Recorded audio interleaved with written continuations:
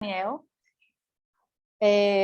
Daniel é agora um parceiro de pesquisa também, né? Estamos começando aí, acho que estamos na nossa primeira colaboração, mas espero que se estenda aí por bastante tempo. Então, é um prazer estar aqui falando para vocês. O que eu vou fazer hoje, vou falar um pouquinho, né, do que é a ayahuasca, que é essa substância que eu venho trabalhando já desde 2010.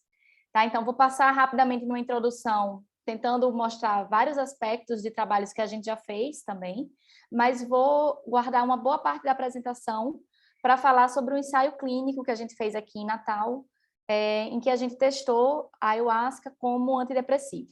Tá? Então, basicamente, essa vai ser a ideia da apresentação. Daniel falou aí que eu tenho uns 40, 50 minutos de apresentação, acho que vai ser o tempo suficiente. E se for menos, a gente conversa mais. E se for mais, eu tento cortar para que a gente tenha tempo de, no final, poder discutir também. Tá bom? Bom, então vou compartilhar aqui minha apresentação com vocês. E eu vou pedir desculpas inicialmente já, porque a minha apresentação não está em português, tá?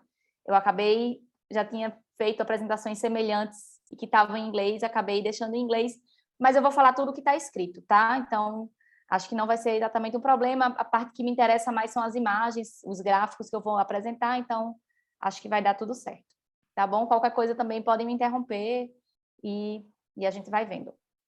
Tá ótimo. Fernanda, deixa eu só lembrar o pessoal, né, que a gente costuma deixar as perguntas mais para o final. Então, enfim, chegando mais perto do final, conforme a galera quiser ir perguntando, de repente depois levanta a mão ou coloca no chat, que depois eu e o Lucas, a gente dá uma ajudada com as perguntas, tá? Ótimo, tá ótimo. Tá bom. Bom, então eu queria começar falando da ayahuasca, né?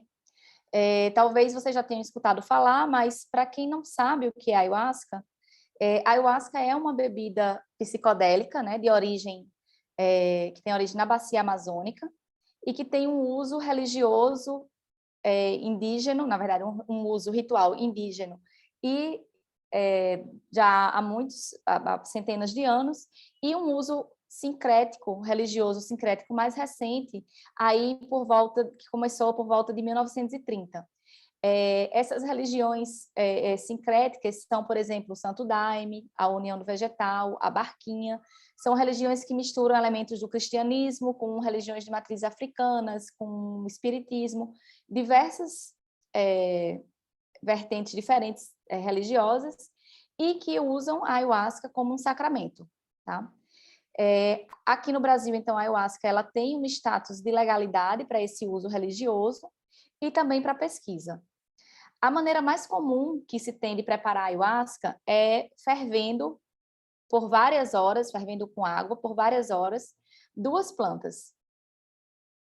A Psychotria viridis, então as folhas da Psychotria viridis, que é um arbusto, tá?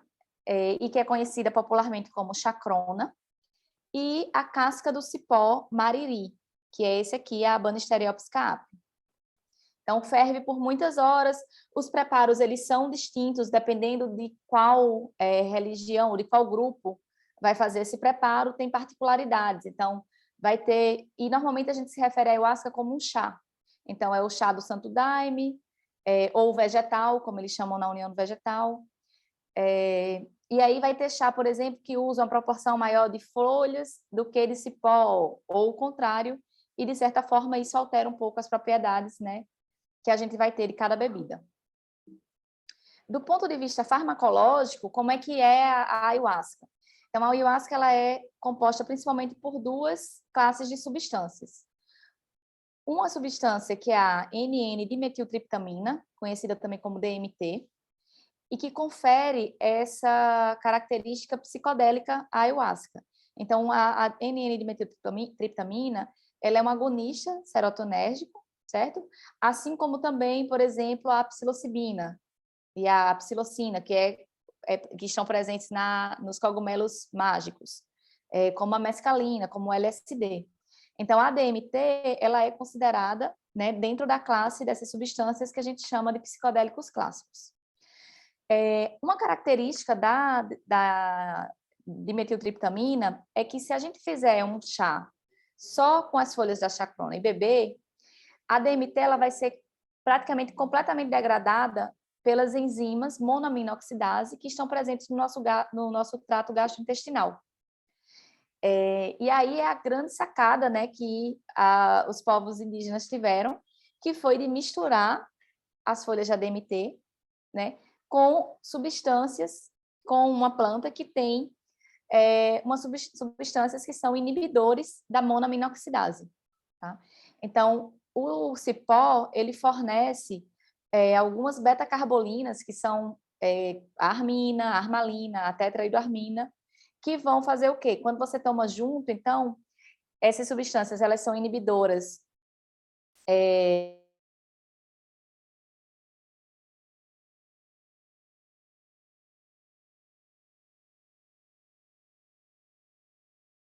ela vai conseguir ultrapassar a barreira hematoencefálica e vai provocar sua ação central. Tá?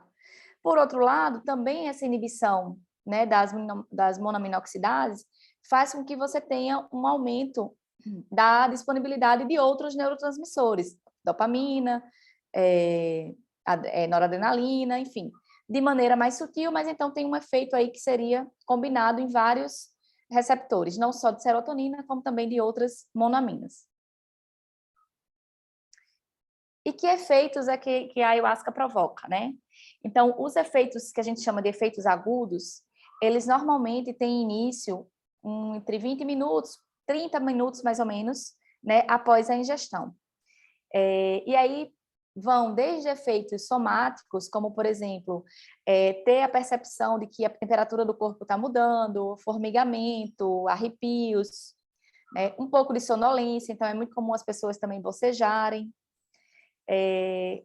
Outro aspecto da experiência que é muito comum e que eu diria que é marcante na ayahuasca são os fenômenos visuais, tá? Então, por exemplo, o Santo Daime tem um nome para isso, que eles chamam de miração, né? Então, a miração é o quê? São essas imagens que normalmente a gente vê de olhos fechados, tá? Então, é mais comum de olho fechado.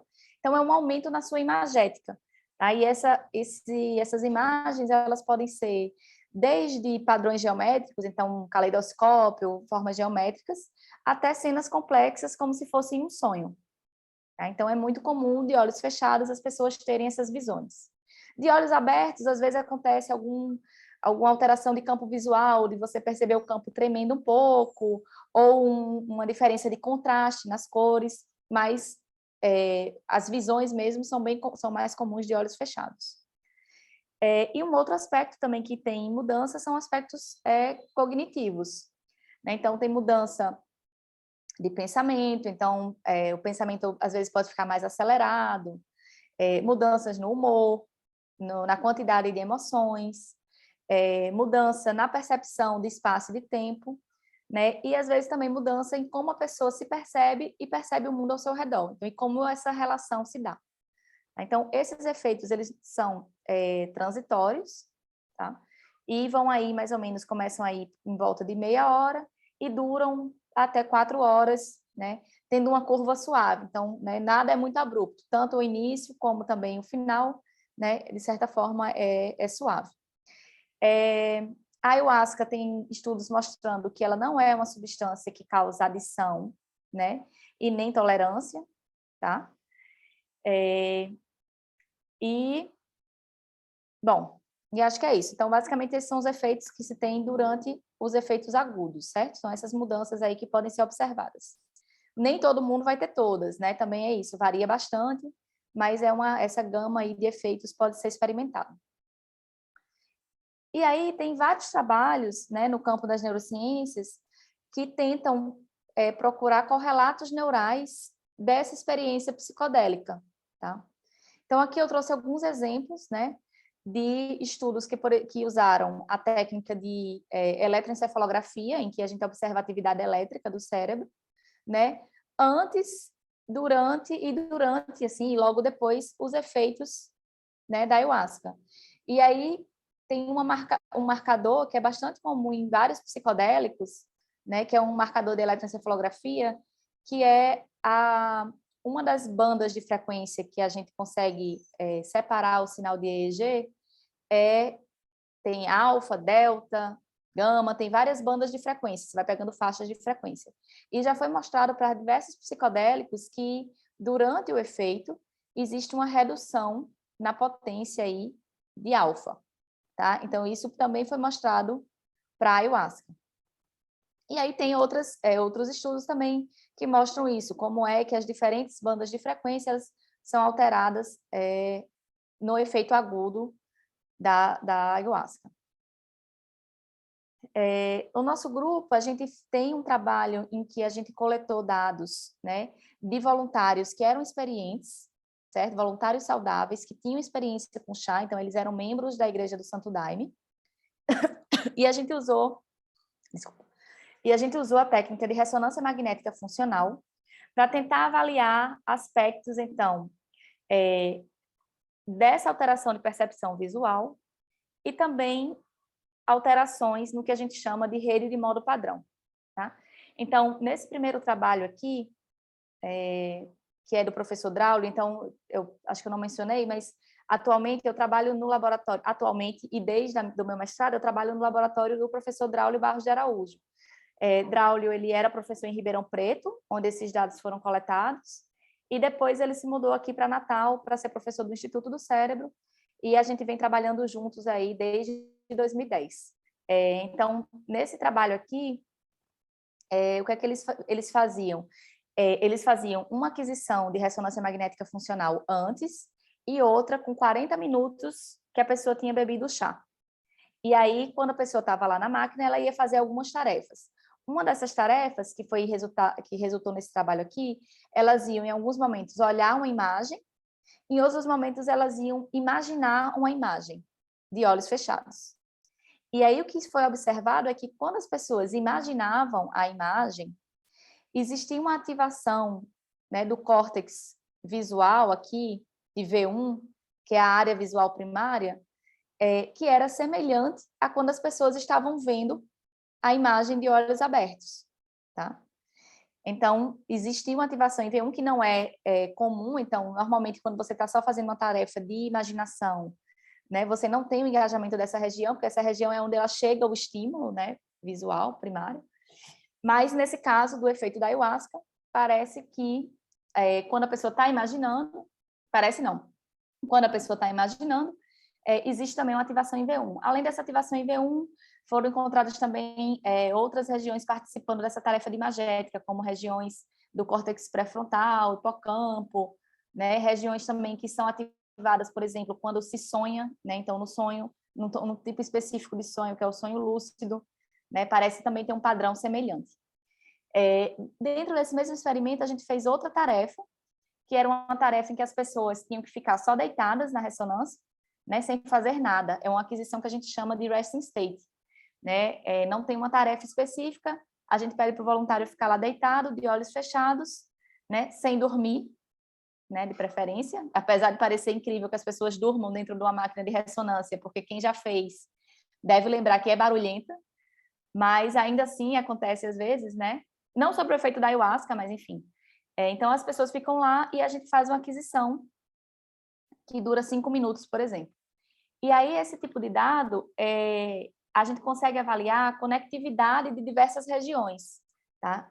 E aí, uma das regiões, né, ou do conjunto de regiões que a gente teve interesse em analisar, é o que a gente chama de Default Mode Network, né, ou rede de modo padrão. Essa rede, ela envolve tanto regiões frontais, como também regiões posteriores, né, anteriores e posteriores do cérebro. Então, o córtex medial pré-frontal, o cíngulo anterior, o cíngulo posterior, precúneos. Também tem regiões temporais e do inferior parietal. Então, é uma rede que está bem espalhada, né, no cérebro, que envolve regiões do cérebro de locais diferentes, e que a atividade dessa rede, ela está associada a processos autorreferenciais. Então, quando a pessoa está, por exemplo, pensando no passado, planejando o futuro, tá? Ou quando a pessoa está divagando, certo? Quando você está meio perdido nos seus pensamentos, essa rede tem uma atividade maior. E o que a gente observou é que, durante os efeitos agudos de ayahuasca, então, existia uma diminuição na atividade e na conectividade dessa rede, tá? Esse achado aqui, de diminuição da conectividade da DMN, ele é um achado que foi replicado em diferentes substâncias psicodélicas, né, hoje em dia. Então, hoje em dia, quer dizer, na época que saiu esse trabalho, que foi o meu trabalho de mestrado, a gente já tinha um resultado com psilocibina, e depois, um tempo depois, saiu também com LSD, e outros grupos também já replicaram esse experimento aí então, também com psilocibina e com LSD. Eu diria que esse também, né, assim como a redução da potência de alfa é um marcador, eu diria que a redução da atividade e conectividade da DMN é também um marcador, né, desse efeito psicodélico agudo. Com esse mesmo dado, tentando ver dessa vez uma conectividade mais global, então ver como é o cérebro, né, sobre a influência da ayahuasca, considerando uma medida da física, né, pegando emprestado uma medida da física, que é a entropia. Tá? Então, a gente fez uma modelagem, usou uma modelagem, né, de redes complexas, certo? Em que a gente modela nosso dado para ser uma rede complexa, em que eu tenho cada bolinha dessa que eu estou mostrando aqui, é uma região do cérebro, e as linhas querem dizer que se essas regiões elas têm uma correlação ou não entre elas, e aí da mesma forma a gente fez isso antes do efeito e depois do efeito. Então vocês podem ver que visualmente tem uma diferença. Então, no gráfico aqui, quanto maior o círculo, quer dizer que mais ligações tem, então mais conexão tá tendo aqui nesse local. Então você vê que tem um aumento de conexão, né, em algumas regiões, e que no geral o que a gente tem é um aumento, né, de entropia, certo? Que é essa medida que a gente está usando aí para medir esse grau de desorganização da rede. Então, ou, se quiser pensar de outra forma, é a liberdade que você tem, né, de conectar uma região a outra. Tudo isso que eu falei são efeitos agudos, né? Então, esses lá que estão lá de curto prazo lá, então dos 40, de meia hora até 4 horas. Mas tem outros estudos, né, que mostram também mudanças mais de longo prazo. Tá? Então, seriam mudanças que estão subagudas, né, o que acontecem logo após o efeito, um dia depois, 2 dias depois, o que também se chama de afterglow, um efeito afterglow, mas também mudanças de mais longo prazo mesmo, tá? Entre essas mudanças, então, tem trabalhos que estudam a relação desses efeitos com propriedades do mindfulness, né? Então, foi observado que, por exemplo, pessoas que beberam ayahuasca, eles têm uma redução, né, do julgamento e aumentam a aceitação, tem mudanças de personalidade, né? Então, tem tendência a aumentar esse traço de personalidade conhecido como abertura, e mudanças de criatividade também. Tá? Então, tudo isso é efeitos que não acontecem na hora, e sim logo após o uso da substância. Então, essa aqui é uma visão geral, eu diria, mais de estudos relacionados a neurociências, né? Enfim.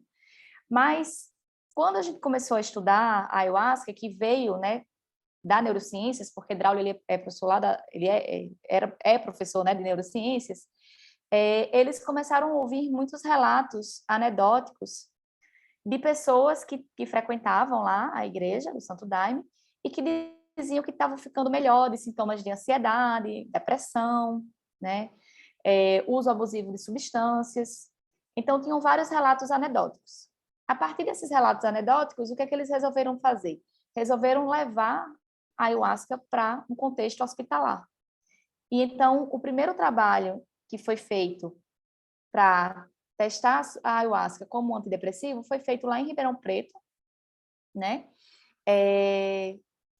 Foi com 6 pacientes que tinham um tipo de depressão que se chama depressão recorrente ou depressão refratária ou depressão resistente ao tratamento. Então, são pacientes que eles já tinham sido submetidos a pelo menos 2 tratamentos com um antidepressivo convencional e que não apresentavam melhora clínica.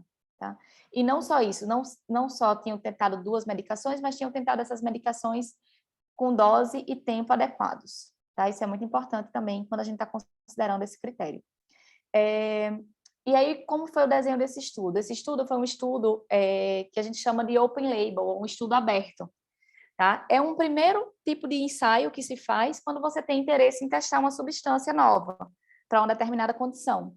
Você está mais interessado em ver a segurança e a tolerabilidade dessa substância, né, nos seus pacientes. Mas, claro que já tem um interesse em você fazer uma prova de conceito e ver se o sintoma que você está querendo tratar, né, a doença que você está querendo tratar, ela também sofre algum efeito da substância. Então, nesse caso aqui, nesse gráfico que a gente pode observar, aqui no eixo X tem o tempo, e no eixo Y é a pontuação de alguns questionários, tá? Como é que a gente mede depressão? Depressão, ela é avaliada por escalas psiquiátricas, que são questionários validados, em que o médico psiquiatra vai lá e vai fazer a pergunta e o paciente vai responder como ele está se sentindo. Então, 2 questionários que são muito utilizados é a Hamilton, a escala de Hamilton, e a escala Madris. Tá? A escala Madris, por exemplo, é um questionário que são 10 perguntas. E aí essas perguntas vão tentar avaliar aspectos diferentes da depressão. Sono, apetite, ansiedade, suicidalidade, né? Vontade de fazer as coisas, disposição, enfim, são 10 perguntas que vão englobar, vão tentar entender cada um desses aspectos, e a partir daí a gente tem uma pontuação. Quanto maior a pontuação, mais severa a depressão, certo? Então, o que foi testado foi uma única dose de ayahuasca, certo? O paciente ia lá, tomava essa dose, aí eles mediam aqui, ó, 10 minutos antes, aí aqui tem a ingestão, media 40 minutos, 80, 140, 180, um dia depois, 7, 14 e até 21 dias depois. Então, vocês podem ver aqui que essas duas, o quadrado e o losango, são essas escalas de depressão. Os pacientes iniciam aqui com um nível de depressão de moderado a severo e vai decaindo, né, após a dosagem, né? Um dia depois, já tem aqui uma redução significativa, né, desses sintomas de depressão, que é sustentada por 21 dias. Esse trabalho aqui foi um trabalho com apenas 6 pacientes, mas logo depois eles fizeram uma versão, publicaram um novo artigo, em que dessa vez foram incluídos 17 pacientes, também com depressão refratária, e esse gráfico aqui, a gente mostra aqui a mesma coisa. Então, em vermelho e em azul, né, é a escala de depressão, né? Novamente, os pacientes, eles têm aqui um nível, uma pontuação elevada na escala inicialmente, né? Nesse caso aqui, a gente já vê que tem uma redução significativa em 40 minutos após, mas que realmente a diferença maior, ela se dá aqui um dia depois, né? E que esse resultado, ele perdura aí por 21 dias. Por que esses resultados, então, esses resultados são muito animadores e muito interessantes? E por que isso? Porque, os pacientes que foram tratados aí, como eu falei, são pacientes que são resistentes a tratamento, tá? Então, entre os pacientes que têm depressão, os mais de 300 milhões de pacientes que têm depressão, 1/3 deles não responde aos tratamentos convencionais. E, no nosso caso aqui, eles responderam ao tratamento. A segunda questão que é muito interessante é o tempo em que esses pacientes melhoraram.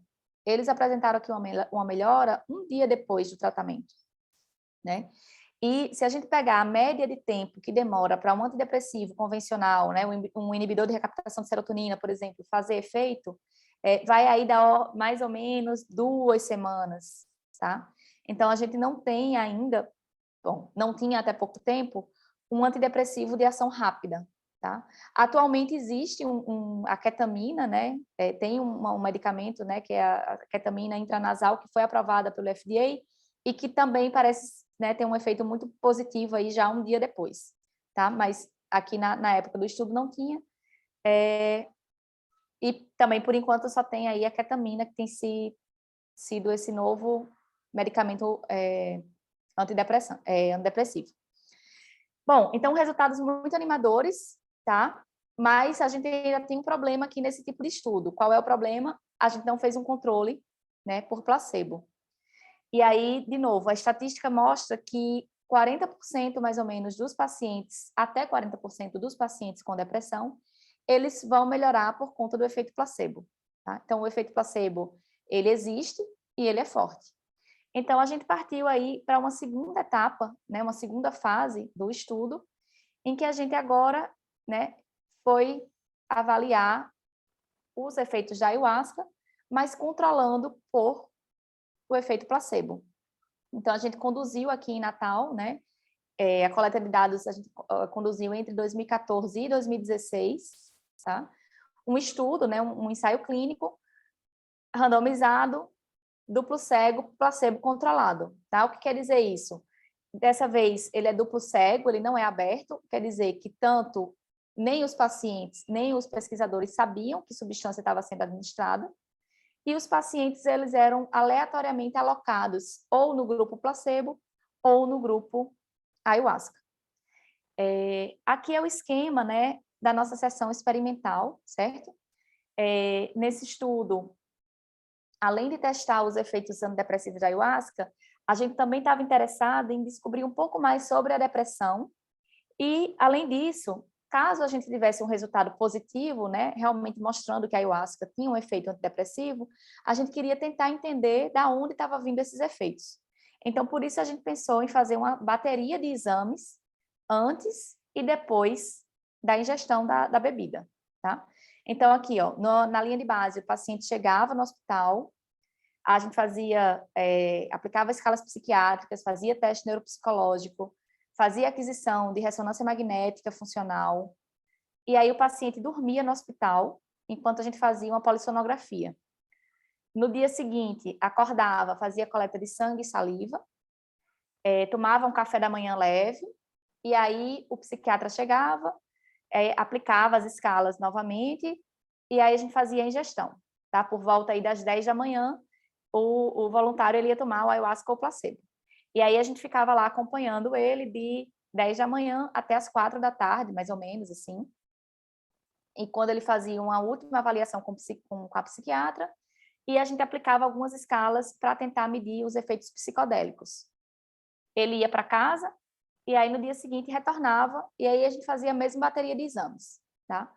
Né? No dia, nesse D2 aqui, ele voltava para casa e a gente marcava um retorno para ele voltar com 7 dias, certo? Aí ele voltava com 7 dias, e aí a gente fazia só a consulta com a psiquiatra. Bom, algumas características aqui, além disso, do ensaio, ele foi um ensaio que a gente chama ele usou um desenho de braços paralelos, ou seja, cada paciente ele só foi submetido a uma intervenção, ou ele era do grupo ayahuasca, ou ele era do grupo placebo. A gente usou uma dose de 1 ml por quilo, né, da ayahuasca ou do placebo. O placebo, ele era uma substância que não tinha efeito psicoativo, mas que a gente tentou mimetizar algumas características da ayahuasca, como o sabor, a cor, cheiro, e também uma característica da ayahuasca de causar desconforto, certo desconforto gastrointestinal. Tá? Então, uma coisa que eu não mencionei lá naqueles efeitos agudos é que a ayahuasca ela pode provocar náusea e vômito, e com bem menos frequência diarreia. Mas então a gente fez um placebo que causava um certo desconforto gástrico também, para que a gente tentasse ao máximo, né, confundir, digamos, os voluntários. Nós avaliamos 35 pacientes com depressão resistente a tratamento e resolvemos incluir também um grupo controle de voluntários saudáveis.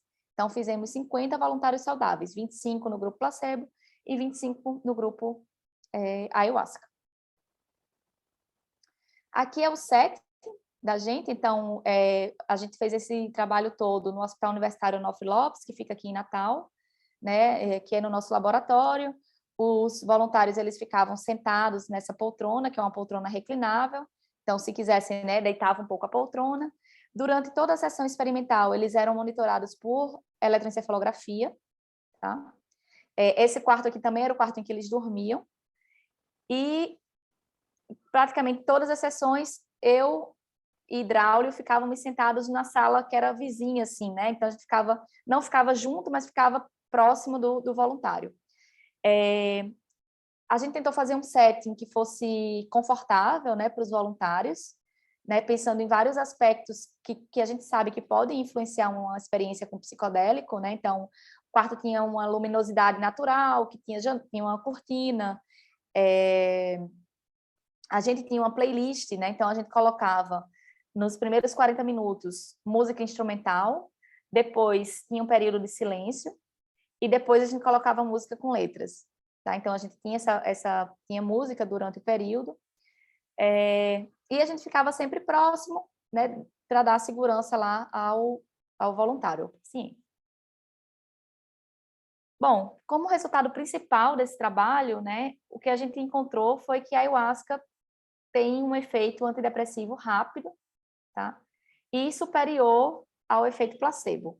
Então, novamente aqui, nesse gráfico que eu mostro é a linha de base, desculpa, a linha do tempo. Então, aqui, antes da ingestão, 1 dia depois, 2 dias depois e 7 dias depois. Em azul, vocês veem o grupo de pacientes que bebeu placebo. Em vermelho, o grupo de pacientes que bebeu ayahuasca.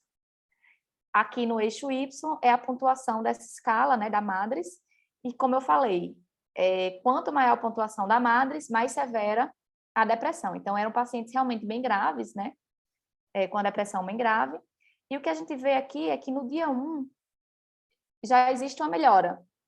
Mas os dois grupos, eles melhoram. Tanto o grupo placebo como o grupo ayahuasca. O grupo da ayahuasca melhora mais. Mas o grupo placebo também teve aqui uma melhora significativa. Ou seja, aquele efeito que a gente estava esperando de ter efeito placebo, ele realmente existiu e ele foi super forte, tá? Então, ele foi um efeito significativo.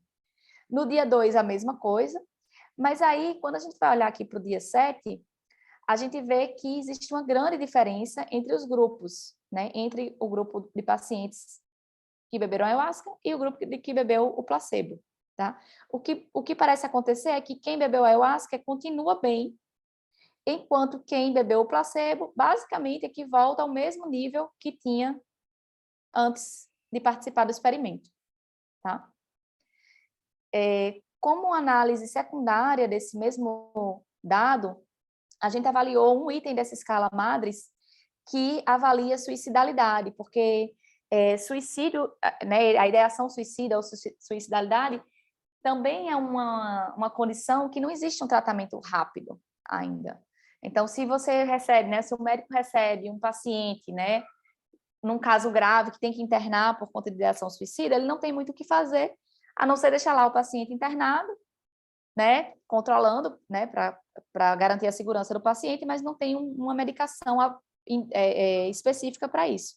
E aí o que a gente viu é que, considerando só esse item, né, da suicidalidade, a ayahuasca também parece ter um potencial aí para tratar essa condição, né, bastante interessante. E a gente observa aqui, da mesma forma, o gráfico é muito semelhante, né, a gente vê que existe aí, a partir do dia 1, né, já uma redução significativa, né, na suicidalidade desses pacientes do grupo ayahuasca, o que não foi observado aqui no grupo placebo.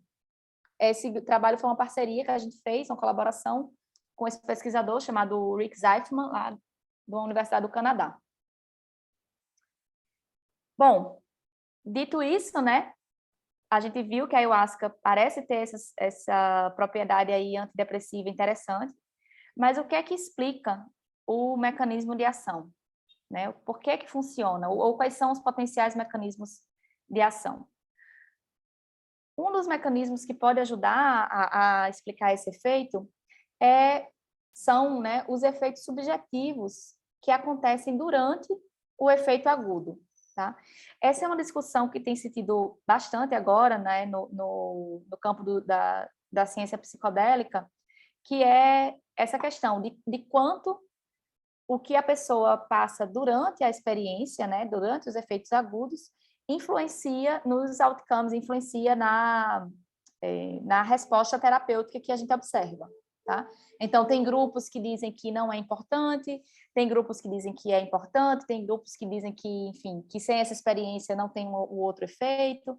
Então, existe muita discussão em torno desse tema, e com o nosso trabalho, o que a gente conseguiu observar é que parece ter uma relação, né, entre o que acontece durante a sessão e a resposta que a gente observou 7 dias depois. Aqui, né, na esquerda, eu mostro os fatores dessa escala HRS, que foi essa escala que a gente usou para avaliar os efeitos psicodélicos, é a escala chamada Hallucinogenic Rating Scale. E vocês veem aqui que em vermelho tem o grupo ayahuasca, azul de novo o placebo, e existe variação aí na intensidade, na somestesia, na percepção, na cognição, então são mudanças, né? De somestesia, mudanças de percepção e cognição. O que a gente observou é que existe uma correlação, tá? Entre a melhora clínica, então, os pacientes que tiveram uma resposta clínica, né? Os que mais melhoraram foram os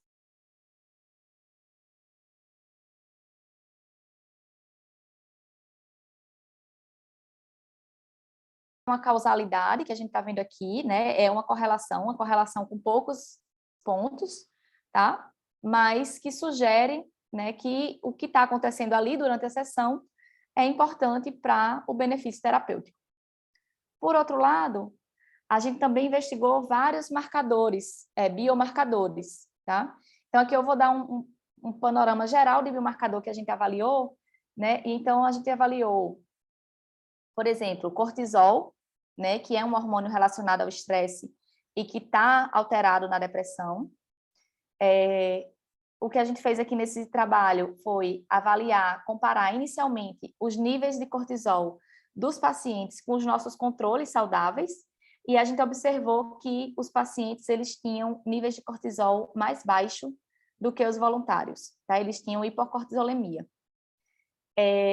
Depois do tratamento, 2 dias depois, a gente viu que, quando eu olhava para o grupo de pacientes que bebeu ayahuasca, não existia mais uma diferença dos níveis de cortisol entre esse grupo e o grupo controle, e enquanto eu olhava para o grupo placebo, continuava existindo. Então, de certa forma, a ayahuasca modulou esse cortisol dos pacientes, né, de maneira que não tem mais, a gente não conseguiu ver mais diferença entre eles e os controles.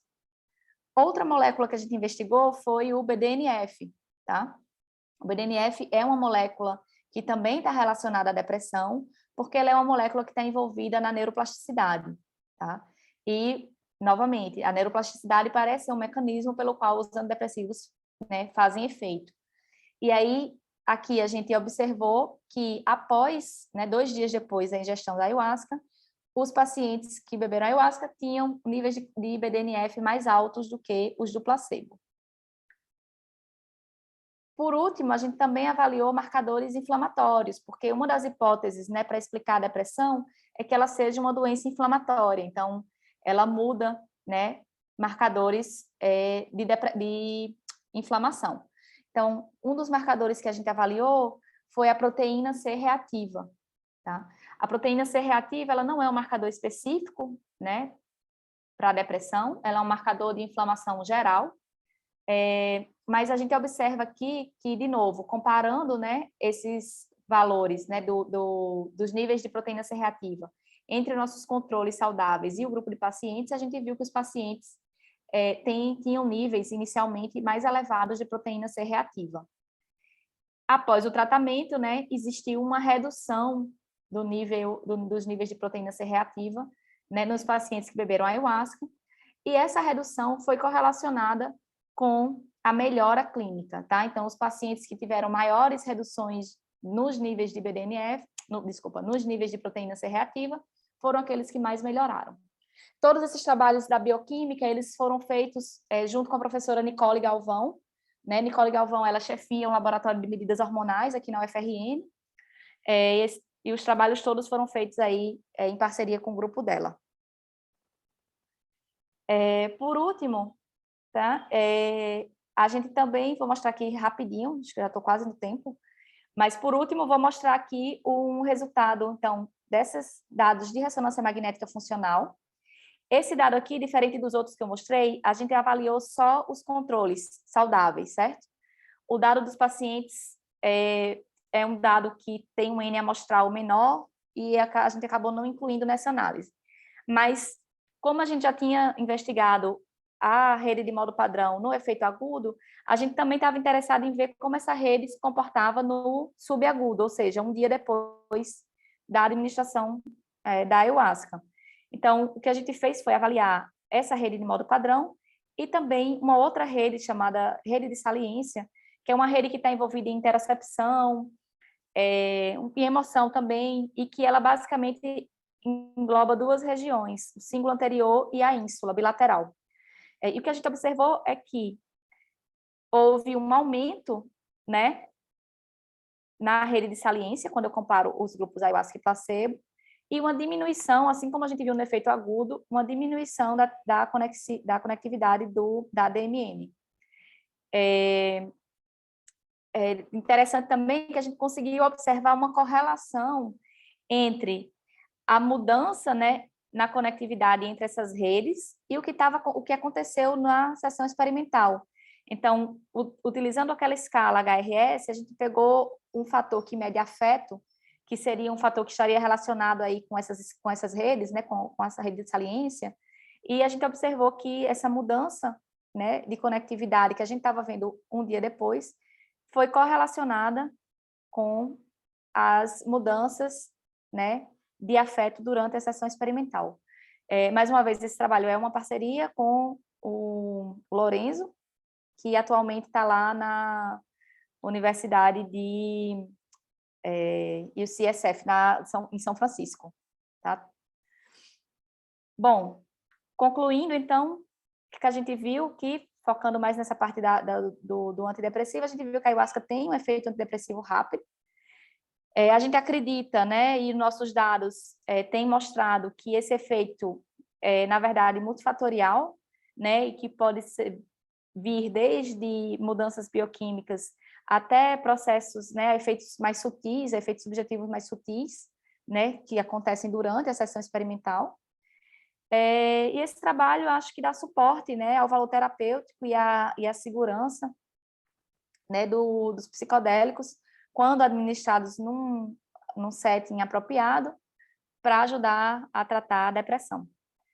Então, aqui é parte da equipe que fez esse trabalho, tá? Foi um trabalho, eu diria, com a coleta de dados, né, muito longa, 2 anos coletando os dados, então muitas pessoas ajudaram aí nesse processo, tá? Aqui é o professor Draulio, que é o chefe do laboratório, que foi o coordenador do projeto, e é isso. Obrigada.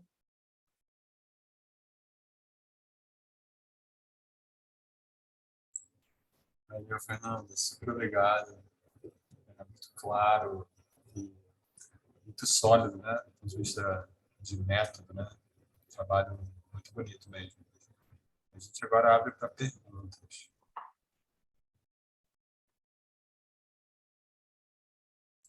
A Beatriz levantou a mão, depois Fernando. Oi, Fernanda, tudo bem? Adorei a palestra, é muito boa. Eu vi que nos estudos que você mostrou, o acompanhamento ia até 21 dias após a dose. Eu queria saber se esses efeitos permanecem, tipo, ou é necessário mais doses, assim, como é que está o estudo? Boa pergunta, Beatriz. A gente, além desse dia 7, a gente também mediu 14 dias, um mês, e depois, um mês, assim, até 6 meses, uma vez por mês até 6 meses. Até um mês, esses efeitos permaneceram, tá? A gente até publicou esse dado mais recentemente numa revisão da Current Biology, eu acho. A gente fez o gráfico indo até um mês. O que acontece é que depois de um mês, a gente não teve dados suficientes para ver, tá? Porque o N foi muito pequeno. O N do trabalho foram 29, a gente coletou 35, mas no final perdemos alguns dados e aí ficamos com 29. 14 no grupo ayahuasca, 15 no grupo placebo. E aí o que aconteceu é que depois, né, com 2 meses, 3 meses, os pacientes começaram a não retornar, né, não virem para os retornos, tá? E aí, basicamente, o que acontecia é que alguns estavam muito bem, então não achavam que precisava voltar para a consulta, outros não estavam bem, não tinham condições de voltar ali quando a gente marcava. Então, a gente acabou não tendo não conseguindo fazer a estatística. Assim, tem mês, por exemplo, que só vieram 3 em um grupo e 4 no outro. Então, a gente não consegue ter, enfim, não consegue saber o que aconteceu. Mas eu diria assim, que de maneira geral, pelo que os psiquiatras, né, depois, como eles ficavam indo no ambulatório da psiquiatria, de maneira geral, meio que todos, de certa forma, voltaram a ter depressão. Talvez, assim, não da mesma maneira, né, eles dizem que teve uma diferença significativa, né, da maneira como era antes e depois da experiência, mas muitos voltaram a se tratar, continuam sendo acompanhados lá no ambulatório. Então, assim, já respondendo um pouco a sua pergunta, eu acredito que uma dose não é suficiente, né? Eu acho que deveria, se pensando em tratamento, deveríamos pensar em algumas intervenções, ou de tanto em tanto tempo, enfim. Entendi. Obrigada. Nada. Pode falar. O Fernando está com vergonha. Vou estar aqui do lado aqui, passar a bola. Oi, gente, olá. É um prazer escutar, né, a palestra excelente. Também já conheci o trabalho do Braulio, muito bom. Bem, eu estava esperando uma pessoa perguntar, porque a minha pergunta é um pouco até para, se vocês já pensaram para outras pesquisas, né? Assim, a gente sabe que essa questão do Default Mode Network, né, ela assim, é presente na depressão enquanto hipótese, uma hipótese forte, e eu fico me perguntando se outros quadros que têm ruminação mental excessiva também têm essa característica de um Default Mode Network muito ativo e que precisa ser reduzido. Como fiquei pensando aqui, sem ler a literatura, fiquei pensando em TOC, fiquei pensando em TEPT, estresse pós-traumático, que tem pensamento intrusivo. Então, eu não sei se vocês chegaram a fazer algum tipo de leitura na equipe quanto a isso, possibilidades terapêuticas da ayahuasca, porque eu fico pensando não só nesse interesse sensacional, uma coisa muito incrível para a clínica, né, de saúde mental, mas fico pensando também nessas outras alternativas. Então, é só para ouvir você, porque eu acho que para mim é bem interessante. Não, eu só conheço mesmo, assim, não pensamos em outros usos, né, pelo menos não no laboratório, então, por enquanto, a gente tem sempre focado na depressão. Eu diria até mesmo que para os psicodélicos, assim, de maneira geral, não só a ayahuasca, tem um trabalho antigo já com TOC e psilocibina. Foi um dos primeiros trabalhos depois desse período aí, desse ato que ficou sem pesquisa. Acho que é um trabalho o autor é Moreno, o nome, o primeiro autor chama Moreno, e é um trabalho de... agora eu não vou saber o ano, mas é um trabalho já mais antigo, assim. E aí é com TOC. Mas acho super interessante pensar que é isso, né? Então, a gente escolheu também estudar a DMN por conta da ruminação, né? Pela ruminação ser um processo, né, que está presente em pacientes com depressão, e como a gente no efeito agudo tinha encontrado, né, essa redução da Default Mode Network, que estaria aumentada nesses pacientes, né, com depressão, foi por aí que a gente seguiu também, como uma possível explicação, né, desse mecanismo de ação da ayahuasca. Mas e sobre TEPT, eu acho que não tem muitos psicodélicos clássicos sendo usados para tratar, mas o MDMA é a substância que eu diria que está mais próxima de ser aprovado, né? Como o MDMA é a substância que tem no êxtase, e eu acho que é a substância que está mais próxima de ter uma aprovação aí do FDA para tratar TEPT, exatamente. Mas acho que é super pertinente aí tentar pensar em outras condições que poderiam se beneficiar do uso dos psicodélicos.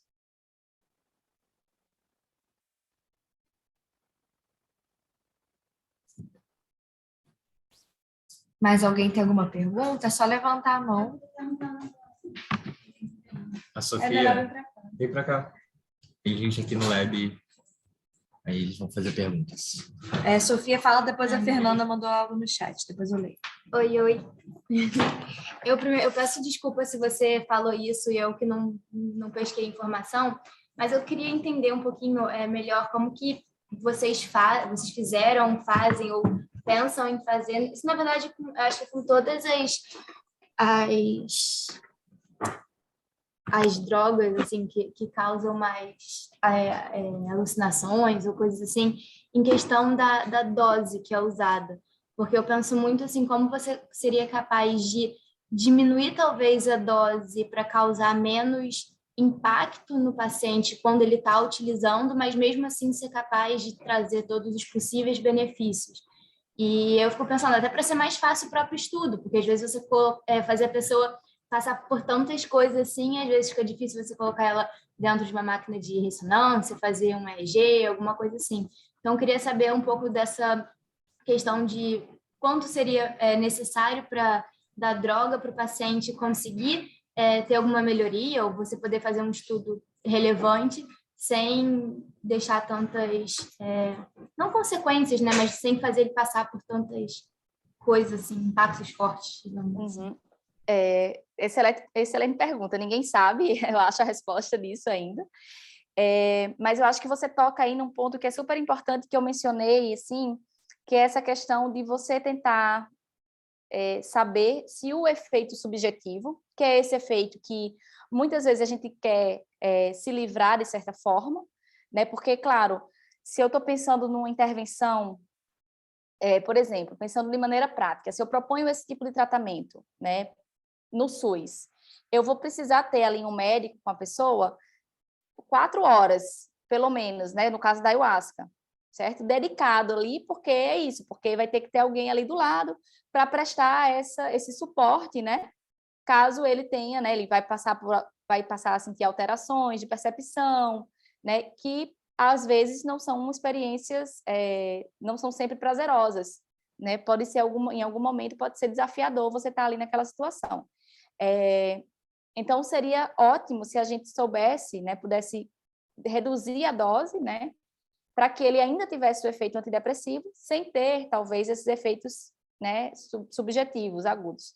Mas até agora ninguém sabe se esses efeitos eles são ou não importantes. Será que a pessoa só melhora porque ela passa por isso? Porque durante aquele momento lá que ela está tendo aquela experiência subjetiva, ela tem um insight da vida dela e aí depois disso ela tem uma melhora, né?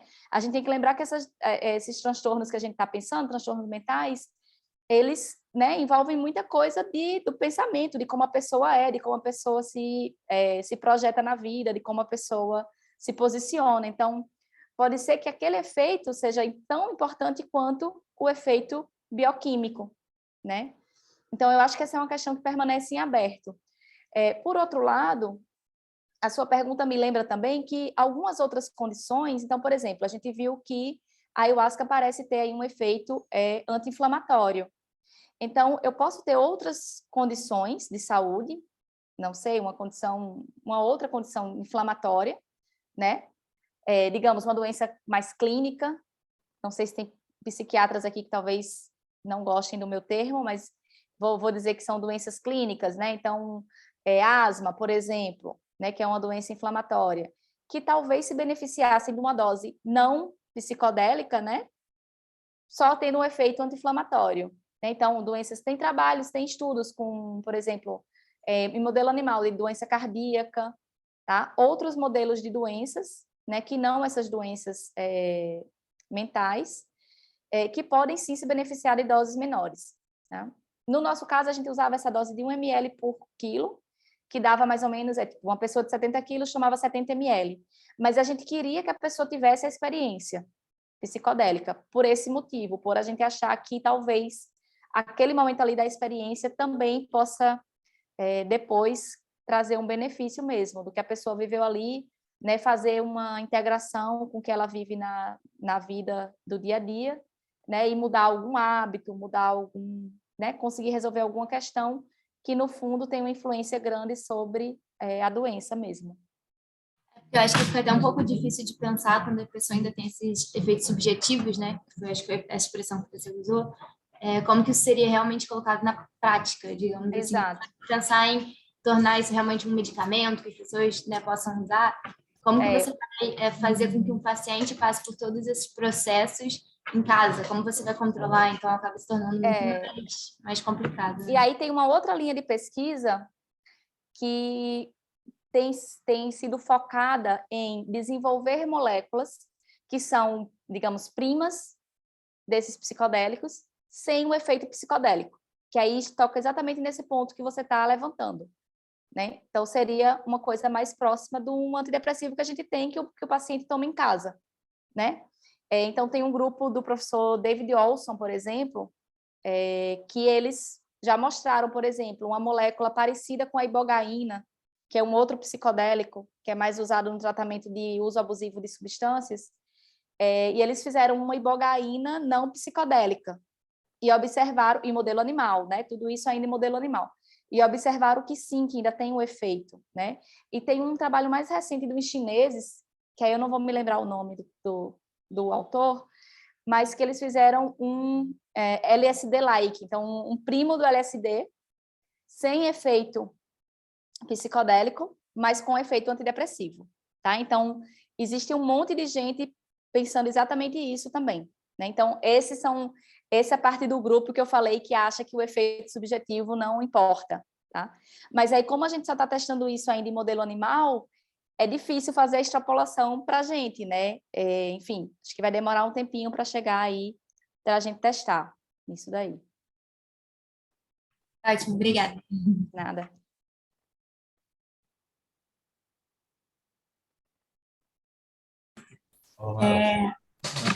Oi, gente. Antes do Marco responder, a Fernanda colocou aqui no chat: meu projeto de mestrado é sobre ruminação e tenho pesquisado sobre intervenções nesse campo. Essa palestra veio na hora certa. Obrigada.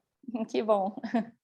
E o Fernando também, ele comentou assim: lembrei da cefaleia em salvas, que tem um benefício com doses pequenas como psilociblina, que casa com o que você acabou de falar, né? Sobre essas Exato. alternativas, né? Para cefaleia, né, tem alguns grupos estudando psilocibina, né, para enxaqueca e tal.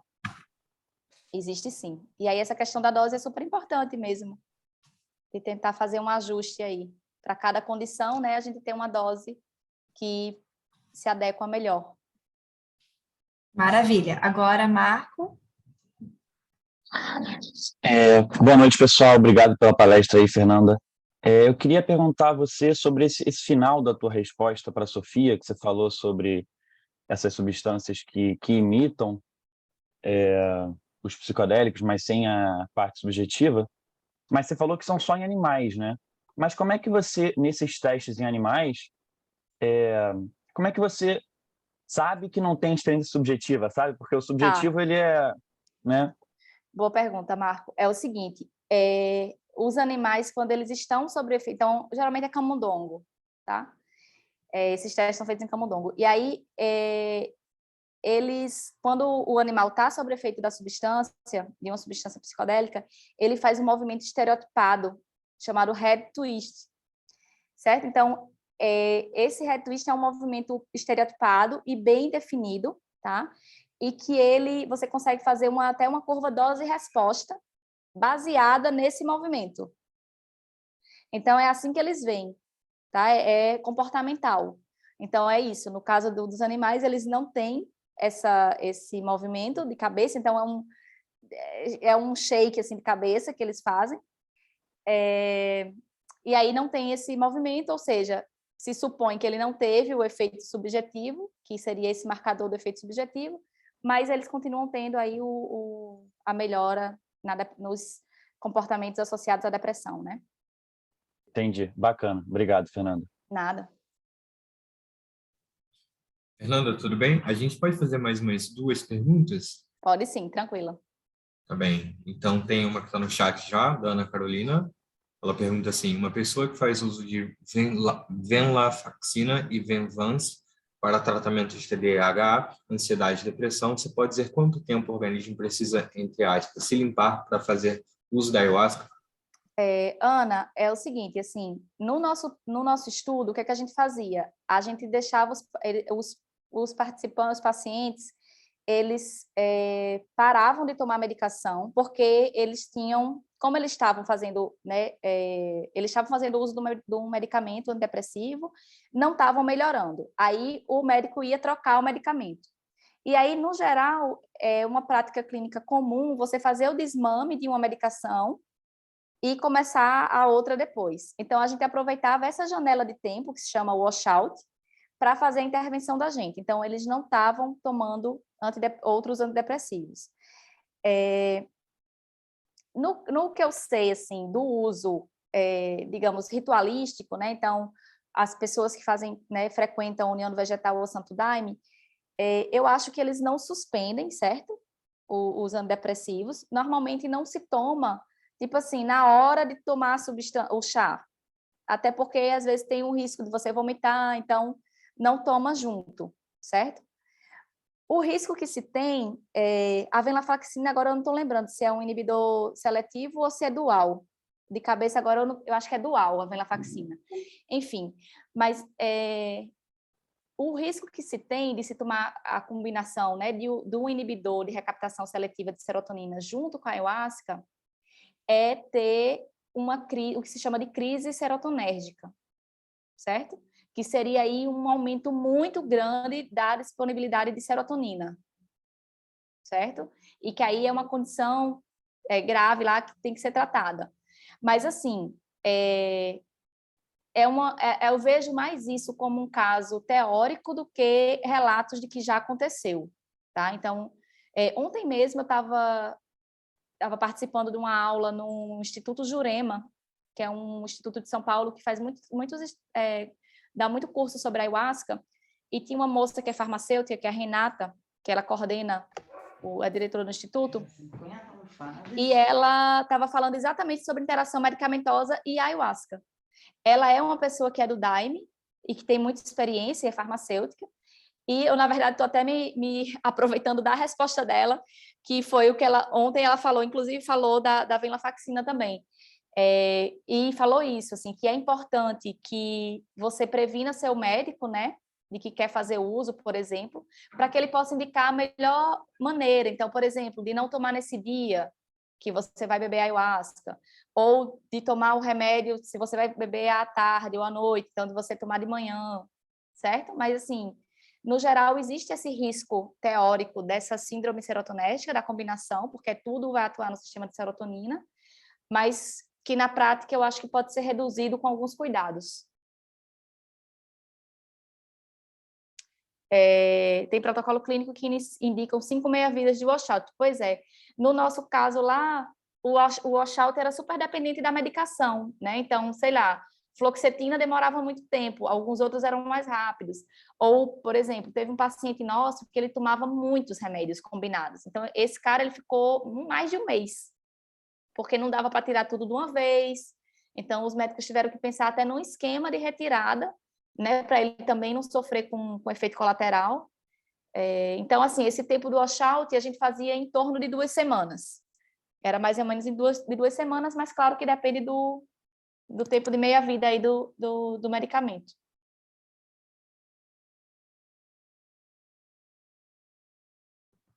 Beleza. Acho que ninguém mais fez nenhuma pergunta, então acho que eu vou aproveitar, deixa e vou fazer o mesmo, tá? Antes de fazer a pergunta, queria só, como o pessoal já está saindo no ritmo de sair, só queria agradecer muito, muito, muito a tua participação. Acho que para a gente aqui do laboratório, para a gente da Neuroliga, enfim, para todo mundo que está assistindo, é uma grande honra poder aprender um pouco contigo, né? Mas não vou me estender muito nisso, não. Deixa eu pular logo para a pergunta. O que eu ia perguntar? A gente sabe que na depressão, nos quadros, né, mais severos de depressão, a gente é muito... eu posso estar falando alguma bobagem, peço que vocês me corrijam, mas é muito incomum que só tenha a depressão, né? A pessoa muitas vezes vem com outros transtornos ali associados. Nos teus estudos aí que vocês conduziram aí, você chegou a ver algum relato, né? Comorbidade, mas algum relato de melhora para outras coisas, tipo assim, uma pessoa que tem depressão mas também tinha transtornos adictivos, se ela chegou a falar, mesmo que fora assim do estudo ali, já depois da coleta, chegou a falar, nossa, mas também sentia vontade de parar de fumar, de beber. Eu senti muita curiosidade, porque isso é muito comum, né? Então, eu acho que interessante saber disso também. Boa pergunta, Lucas. No nosso caso, com transtornos assim, de adição, a gente não tinha, porque era um critério de exclusão. Tá? Então, a gente já não incluía pacientes que podiam ter esse tipo de condição. Mas o que é interessante que a gente observou é que a gente incluiu pacientes que tinham comorbidade com transtornos de personalidade, tá? Então, o transtorno de personalidade, no geral, na maioria dos ensaios clínicos, é uma condição que eles excluem, tá? Então, por exemplo, pacientes borderline, histriônico, enfim, na maioria, sim, eles não entram nesse tipo de pesquisa. No nosso caso, a gente incluiu, por um motivo, basicamente o motivo é que a gente não encontrava pacientes que tinham depressão resistente e que não tinham transtorno de personalidade. Então, 70% da nossa amostra tinha transtorno de personalidade, tá? A maioria border e histriônico. E esses pacientes melhoraram, tá? Então, sim, parece ter, nesse artigo que eu mostrei, o que a gente avalia a suicidalidade, a gente tem um parágrafo de discussão exatamente tratando desse caso do borderline, que também é uma amostra de pacientes que está mais suscetível